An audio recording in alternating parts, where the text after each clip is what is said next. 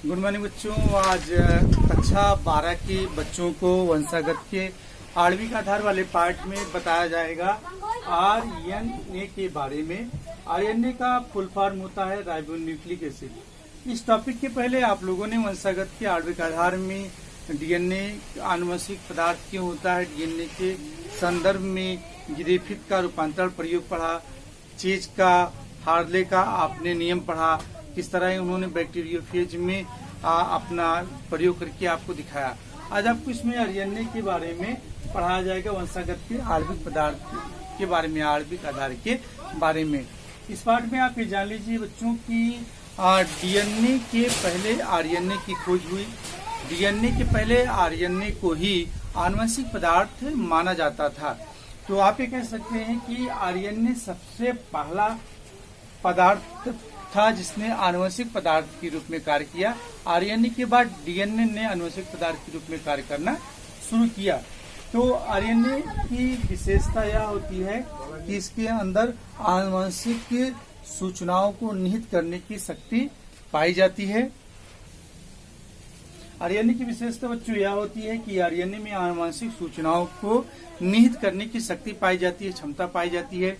और आरएनए में जो सूचनाएं होती हैं वह इनके जनक से इनकी संतत में चली जाती हैं।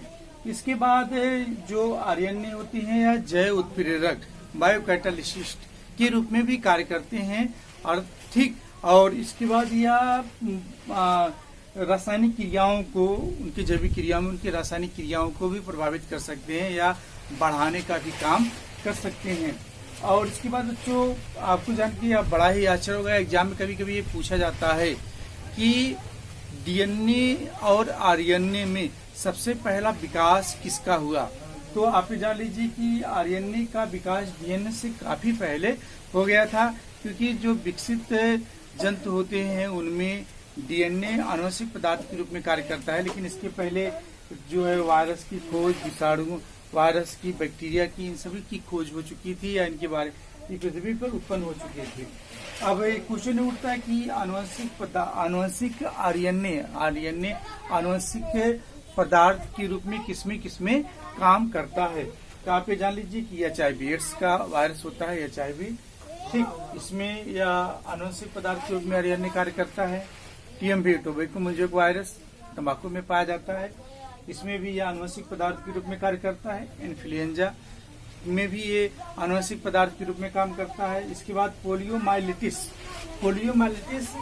या ऐसा वायरस है जिसके द्वारा पोलियो होता है, अंग का टेढ़ापन, अंग में विकृतियां आ जाती हैं।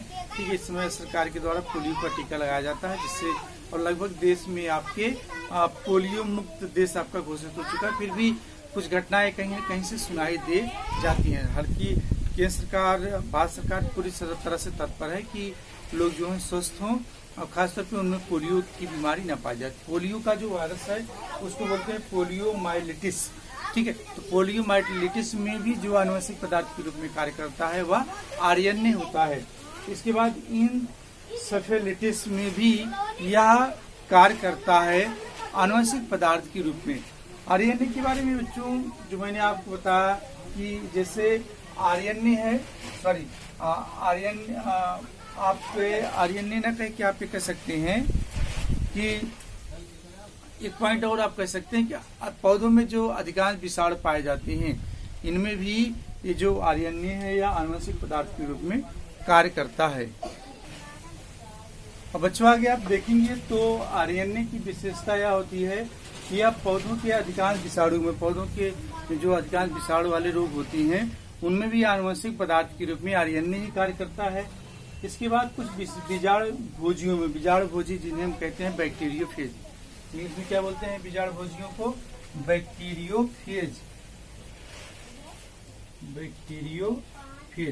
तो कुछ बीजाणु भोजियों में भी, बीजाणु भोजी होते क्या बच्चों, ये स्पेशली वायरस होते हैं, तो इनमें भी आरएनए ये कार्य करता है आनुवंशिक पदार्थ के रूप में। क्या, जैसे I2 हो गया, MS3 हो गया, R17 हो गया, बीजाणु भोजी हैं। कहीं अगर लिखे हुए मिले तो आप ध्यान रखना, I2, MS2, R17 यह बीजाणु भोजी होते हैं, स्पेशली वायरस होते हैं। इनमें भी आरएनए आनुवंशिक पदार्थ के रूप में कार्य करता है। अब इसके बाद एक का बेसिक चीज हम समझना चाहें कि आखिर यह जो आरएनए है किस तरह यह आनुवंशिक पदार्थ के रूप में काम करता है। बच्चों देखिए, डीएनए में जो सूचना होती है, आनुवंशिक सूचना होती है, यह पहुंचा देता है एमआरएनए के बाद। एमआरएनए का पूरा फुल फॉर्म क्या होगा? Messenger RNA. तो संदेशवाहक आरएनए के पास पहुंचा देती है, और संदेशवाहक आरएनए में जो सूचना होती है यह प्रोटीन संश्लेषण का कार्य करती है, और यह सूचनाओं को पहुंचा देती है प्रोटीन में। कहाँ पहुंचा देती है बच्चों? प्रोटीन में ये पहुंचा देती है। जैसे एग्जाम्पल के तौर पे ले लें कि मनुष्य, हमारे त्वचा का रंग गोरा है, तो जो मनुष्य की त्वचा का रंग गोरा है कहाँ से प्राप्त हुआ? ये प्राप्त हुआ उसके माता पिता से, उसके जनक से प्राप्त हुआ। तो मनुष्य के जो त्वचा का रंग निर्धारित होता है एक रासायनिक पदार्थ से मनुष्य के शरीर में पाया जाता है, जिसे हम बोलते हैं मिलेनिन। क्या बोलते हैं उसको? मिलेनिन। मिलेनिन। तो मिलेनिन के द्वारा मनुष्य के शरीर का रंग यह निर्धारित होता है। अब आप ध्यान दीजिए कि माता पिता गोरे हैं, तो उनके डीएनए में से एमआरएनए में, और एमआरएनए से प्रोटीन में और सूचना चली जाएगी। इस तरह स्पेशली हम देख सकते हैं कि अधिकांश जंतुओं में डीएनए ही आनुवंशिक पदार्थ के रूप में कार्य करता है, लेकिन कुछ स्थानों पर आरएनए या आनुवंशिक पदार्थ के रूप में कार्य करते हैं। और कल का जो आप लोगों का टॉपिक चालू होगा वह इसमें एक चीज और आपको बता दें कि जो मैंने आपसे कहा कि पहले आरएनए आनुवंशिक पदार्थ के रूप में कार्य करता था, फिर डीएनए आया, डीएनए के बाद फिर आ गया। ठीक, तो आप एक काम इसमें ये भी कह सकते हैं कि जैसे आरएनए के बाद बना डीएनए,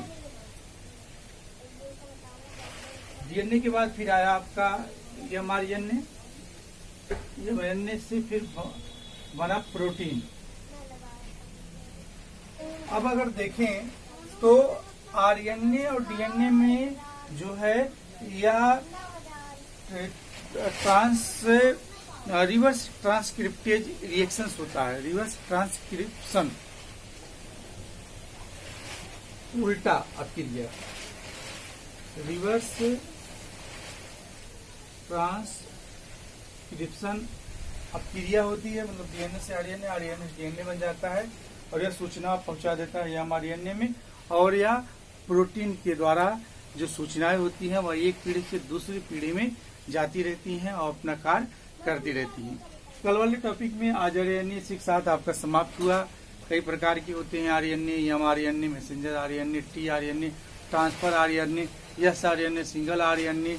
ठीक, तो इस तरह आरएनए के भी प्रकार आप लोग बुक में अपने देख लीजिएगा, आपको पढ़ने को मिल जाएगा। और कल आप लोगों को हम बताएंगे इस पार्ट में डीएनए के बारे में। डीएनए के पार्ट को इसके पहले हम आपको बताएं, इसके पहले एक निर्देश आप लोग सुन लीजिए कि डीएनए का जो चित्र है वह आप बना लीजिएगा और उसको आप ग्रुप में भेज दीजिएगा, जिससे उस चीज को समझाने में आपको थोड़ी सी मुझे आसानी हो। आरएनए की पूरी विशेषताओं को आप अपने नोट्स में लिख लीजिएगा, इसको भी आप ग्रुप में भेज दीजिएगा। और इसके प्रकार को आप जो T RNA, mRNA, S RNA, are RNA, ठीक है ना, राइबोसोमल आरएनए उसको बोला जाता है, ये सारी चीजें आप लिख लेना। रोज छोटा छोटा वीडियो इसलिए बनाया जा रहा है क्योंकि पहले इसकी साइज कम करनी होती है, फिर इसको यूट्यूब पे अपलोड करना होता है। प्रॉब्लम ये हो जाती है कि आधे घंटे की अगर वीडियो बनाई जाती है तो 3 से 4 GB बनता है, और उसको उसके साइज को छोटा करने में पूरा दिन हम लोगों का बीत जाता है। तो समस्या ये होती है कि एमबी भी इतना ज्यादा नहीं होता है, समय भी इतना ज्यादा नहीं होता है कि वीडियो को पूरा दिन छोटा किया जाए साइज को, फिर उसको अपलोड किया जाए। इसलिए एक एक टॉपिक आप लोगों को पढ़ा रहे हैं, आराम आराम से पढ़ा रहे हैं, और जब तक आप लोगों का लॉकडाउन चलेगा तब तक इस तरह से आपको ऑनलाइन पढ़ाया जाएगा। लेकिन इतना ध्यान दीजिए कि टीचर की जो भी ऑनलाइन आपको पढ़ा रहे हैं, वीडियो बना के आप लोगों को पढ़ा रहे हैं, बहुत ही ज्यादा वो लोग मेहनत कर रहे हैं, घर पे बैठ के ही वो मेहनत कर रहे हैं। तो अगर वो इतना ज्यादा मेहनत कर रहे हैं तो आपको बोर्ड परीक्षा देनी है, आपको तो और ज्यादा उनसे दोगुनी गज से मेहनत करनी है। सारे विषय महत्वपूर्ण है, सारे विषयों के लेक्चर्स आप पढ़ते रहिए। इसके बाद आप लोग वीडियो को लगातार देखते रहिए, जहाँ ना समझ में आए वहाँ पास करिए, फिर आप उसको प्ले करिए। लगातार आप इस चीज पर लगे रहिए। अगर आपको लगता है कि कोई और यूट्यूब पर कोई अच्छा और पढ़ा रहा है तो आप उस वीडियो को भी निसंकोच देख सकते हैं, उसका नोट्स बना रख सकते हैं। तो मिला के मेरा कहने का मतलब ये है कि आप लोग पढ़िए और अच्छे नंबर आप लाइए, बस यही हम लोगों का उद्देश्य है। Thank you very much.